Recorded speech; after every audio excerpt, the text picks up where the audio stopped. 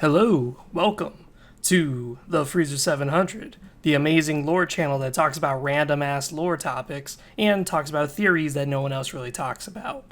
Welcome, welcome, please subscribe. It's a big fat ass button. You can't miss it. Now, what is Eureka? This is a very unique question because one can easily answer and go, Freezer 700 doesn't know a fucking character. That's her name, dumbass. Yeah. But if you haven't watched the anime, I would recommend that you stop watching now. Stop watching. This is spoiler content. This is a real deep spoiler issue for the Eureka 7 anime if you've never seen it. So, now that you have been warned, it's no one else to blame but your damn self. So let's go on. Who is and what is Eureka 7? Or in other words, Eureka.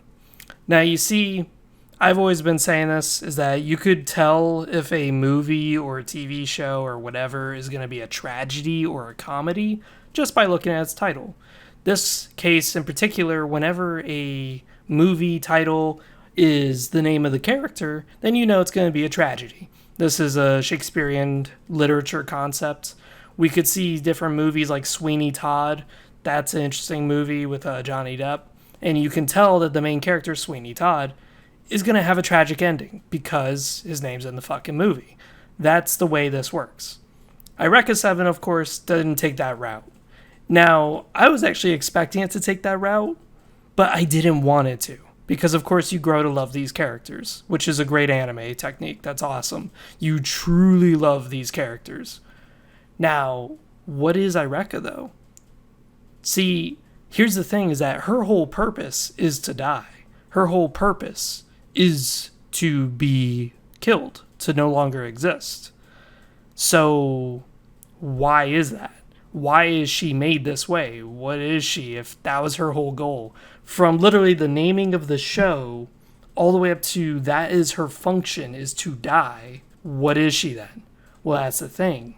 She's a weird creature because she's not really a person. They say it in the anime, which is that Eureka is a messenger. What it is that the scub coral, which are these fungal-like species that just infest the entire planet, they want to learn what humanity is. They want to learn who they are.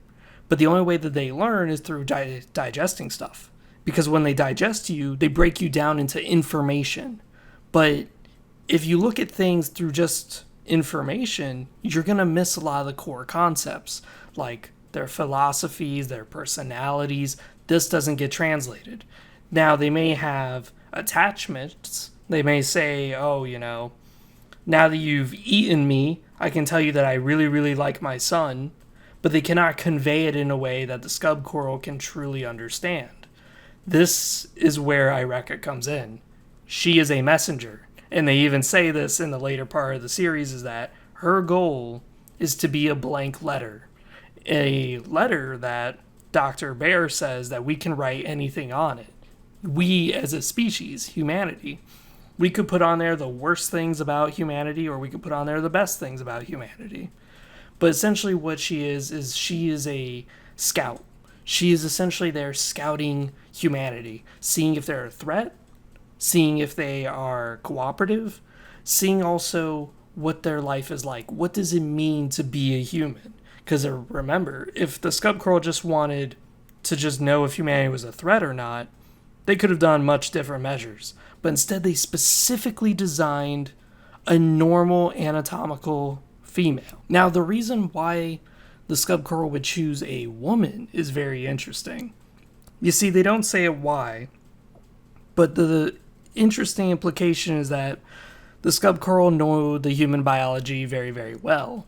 And this is them showing their human anatomy lessons, that they understand that females tend to be more sociable, that females tend to be better at establishing relationships, friendships, any sort of emotional attachment. Now, what's odd is that Eureka is created with zero emotions at all. She's like a complete blank slate. Now, when we first meet her, it can easily be assumed she's a fucking psychopath. She's just fucking crazy. But the thing is that the scub coral do not have emotions either. We see this when Renton and Eureka go into the hive mind of the scub coral, and they have zero emotions. They're all about information. Now they're trying to learn humanity, but humanity is not something that you could just break down. As I said earlier, you can't just break humanity down into information. As much as we may try through science, you can't do that. There are things of philosophy, things of culture. These are outside the bounds of science. Science cannot explain these away. These are ways of life. These are things that humanity has that is outside the bounds of just raw data collection. So now that we just said that there are things outside data collection, the scub coral decide the best way to learn humanity is to send out Eureka, who has zero knowledge on anything, even her purpose, and just let her learn from humans. Let her live among human society. Let her flourish. Let her develop knowledge as to why humans do the way they do. But more importantly, she isn't quite a blank book. You see, there's actually one thing about her that I would say the scub corals personally implanted into her personality. She is fascinated with human life. That is not something that you learn. That's something that was specifically put in her. She has a desire to understand people. She has a desire to look at things and go, wow, that's fascinating.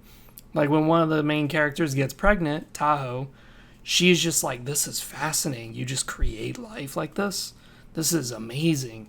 And the way that Tahoe is so nurturing and it changes her whole personality by being pregnant, Eureka also notes this and goes, wow, this is fascinating. I like you much better like this. This is very interesting. I didn't know humans could be like this. So nurturing, so loving.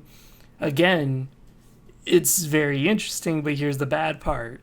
All this data that she's getting, all this information that she's understanding now, is made in a way that's easy for the scub corals to digest. In other words, everything that she's noting, everything that she's looking at going, wow, that's amazing. The scub corals are going to break Eureka's fucking skull open and study it. They're going to read it. And that's the point.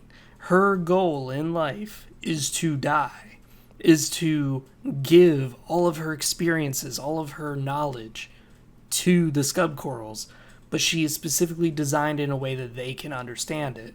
In other words, when they digest a person, some knowledge may be lost, like some emotions, some data may end up being gone. We see this with Renton's own sister and father, which I'm going to do a lore video on that. I really don't think that those are his family members. I really don't think that's the case. But when it comes to meeting those two, they can't convey emotions. It's almost like they're lobotomized, which would make sense. If your body is dying, if your body is being digested in the way that the scub corals digest people, which is by encapsulating them in this goo that hardens, then you're probably going to die of hypoxia, while also, acid of some sort is going to infiltrate your body and just dissolve you.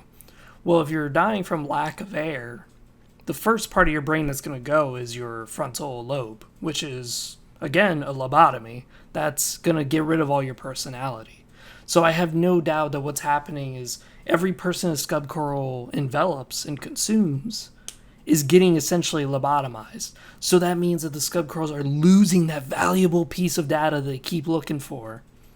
Eureka, on the other hand, she's specifically made to be digested like this. She's being made to specifically do this task of getting digested. So it raises the interesting question. She may be anatomically and biologically exactly like a normal girl, but there might be something in her DNA that the scub corals have specifically put to make her easy to digest, just immediately break her down. That would be very interesting. It's kind of like the evilness of scub coral. They specifically create life with the intentions of destroying it, with the intentions of killing it. Besides, that has been Freer 700. I hope you guys enjoyed my little conversation about what is Eureka. Again, if you've seen the TV shows and the books, you already knew the answer. But I think it's very interesting to note these differences, to note that some of these are, of course, my own interpretation, but it's very interesting to see that you can create a life specifically for that purpose. And the reason why they need it might be because all the people they've assimilated is already too late. Their frontal lobe is just destroyed by the time that they get assimilated. So they lose that personality, they lose the emotion behind it. Whereas Eureka, she can still convey the emotion because she's not really a person. She's like this floating node, this floating piece of data that at the moment that she gets digested, she immediately goes into their database just the way she is, without her body. And that's totally fine. That means that she can tell them these emotions, show them happiness, show them sadness, show them what it is that they've been missing. Besides that, this has been Free 700. I'm out. See you guys next time.